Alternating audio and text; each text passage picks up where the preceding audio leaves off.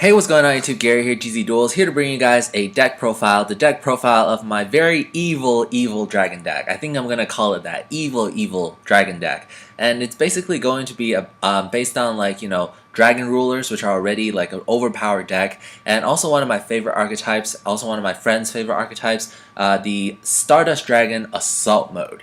So I'm just trying to combine these two evil ideas into one big evil concept.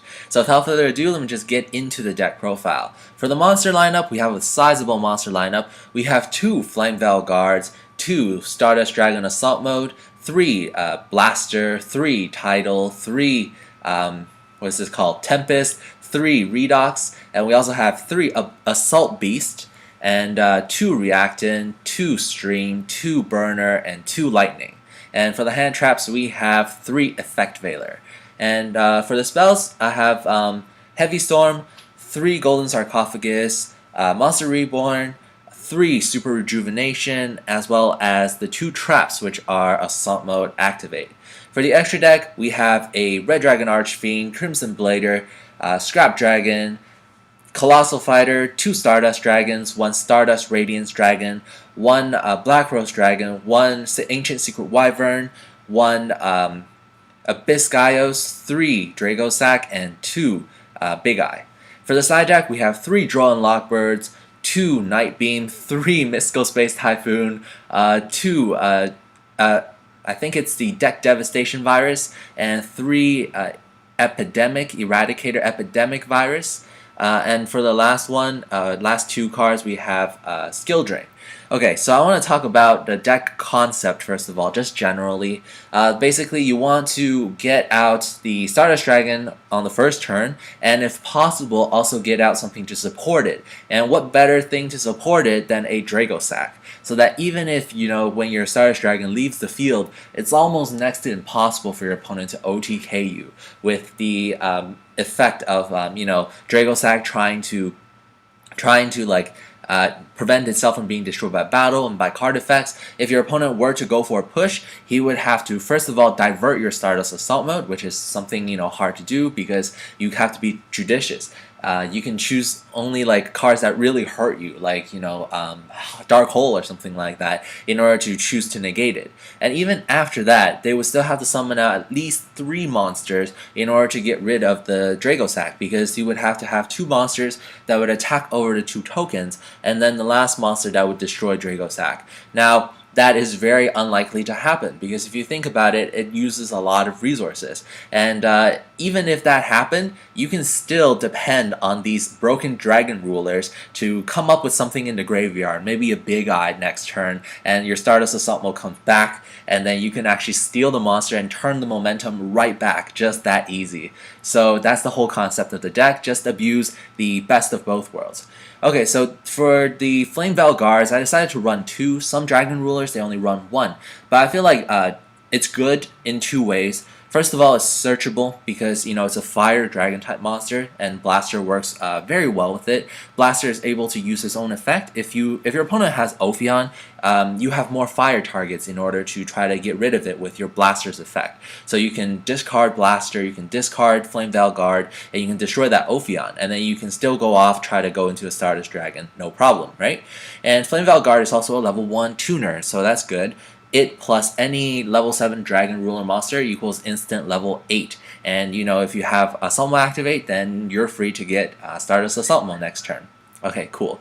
Also, I want to talk about the 3 Assault Beast versus the 2 Assault Mode Activate. Some of you may be wondering, why are you running this uneven number? Like, why do you like Assault Beast better than 3 Assault Modes? Well, the reason is Assault Beast is a Earth monster on its own. So, if you need to banish it for cost for the summoning of Redox, or if you want to use Redox's own effect to Monster Reborn a monster in your graveyard, you can discard Redox plus the extra Assault Beast as the cost in order to bring back something like a Dragosack, in order to bring back something like Stardust. So it's really good. It's an extra Earth target, and also it helps me search out Assault Mode Activate. So if I have Redox and I have only 1 other dragon, what I can do is I can use Assault Beast, discard itself, get Assault Mode Activate, and then still banish them for cost in order to summon out Redox. So it's a really good card, and I decided to run 3 of it, and only 2 Assault Mode activates. Even if I draw both Assault Mode activates, the Assault Beast is never dead. Okay, and the rest is really self-explanatory. You need to run at least 2 assault mode, Stardust Assault Mode, because if you draw into one, the other one hopefully will get you out of the gem, hopefully.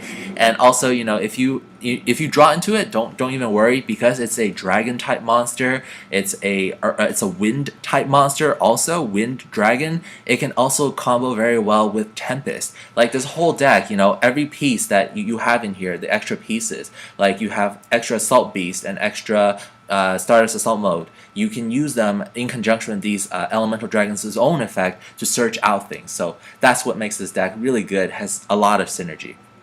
Alright, so going into the extra deck, it's pretty self-explanatory. We run the first of all, we run the Red Dragon Archfiend because it's a dark monster with 3000 attack, so it's a really good target for these viruses that we have side decked. Crimson Blader, no doubt one of the best cards against the mirror match. We have the Scrap Dragon, the Colossal Fighter. Colossal Fighter is mainly in here also because it's dark.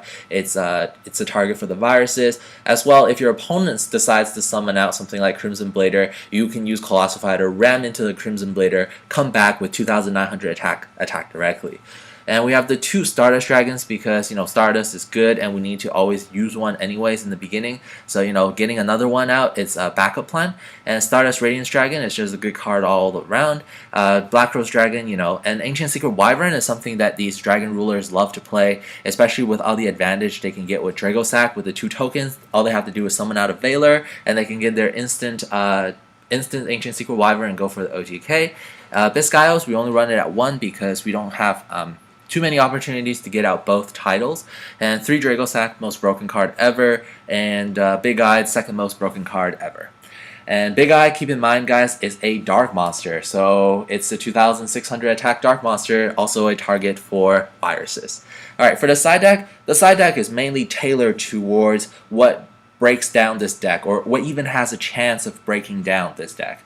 And the things that I cited, like Drone Lockbirds, they're against like Prophecy, and when you have the Night Beam, it's also good against Prophecy because you don't want their Spellbook Fate to activate, because Fate is pretty broken as well.